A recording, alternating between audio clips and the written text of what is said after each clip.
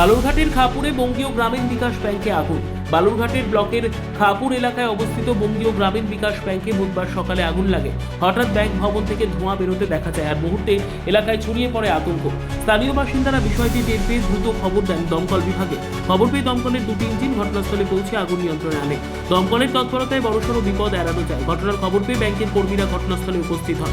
প্রাথমিক অনুমান বৈদ্যুতিক শর্ট সার্কিটের ফলেই আগুন লেগেছে, তবে সঠিক কারণ জানতে তদন্ত শুরু হয়েছে। একজন প্রত্যক্ষদর্শী জানান, সকালে হঠাৎ দেখি ব্যাংক ভবন থেকে ধোঁয়া বেরোচ্ছে।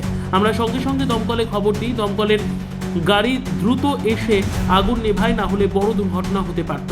সৌভাগ্যক্রমে এই ঘটনায় কোনো প্রাণহানি ঘটেনি, তবে ব্যাংকের ভিতরে কতটা ক্ষয়ক্ষতি হয়েছে তা এখনো নির্ধারণ করা যায়নি। ঘটনাস্থলে স্থানীয় পুলিশ পৌঁছে তদন্ত শুরু করেছে।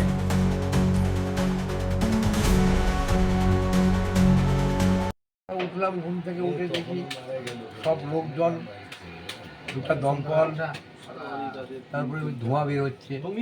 কোথা দিয়ে ধোঁয়া বের? ওই ব্যাংকের উপর থেকে। আচ্ছা, তারপরে ব্যাংকের থেকে অফিসারগুলো আসলো, ওদিক থেকে আপনার পুলিশ আসলো, মানে তালা ভাঙিয়ে ঢুকে কি করে আগুন লাগলো মনে করছেন? কি করে লাগলো সেটা কেউই বলতে পারবে না। আমি তো পরের কথা, যতদূর সময় হলো হয়তো লাইন থেকেই হবে, তাছাড়া অন্য লাইন আগুন লাগে। ব্যাংকের স্টাফ কেউ এসেছিল?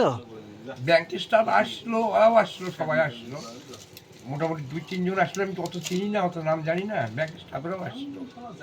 কি বললো এসে? ওরা কি বলবে, ওরাও তো বোকা মন থাকে। ব্যুরো রিপোর্ট, উত্তর বাংলা সংবাদ।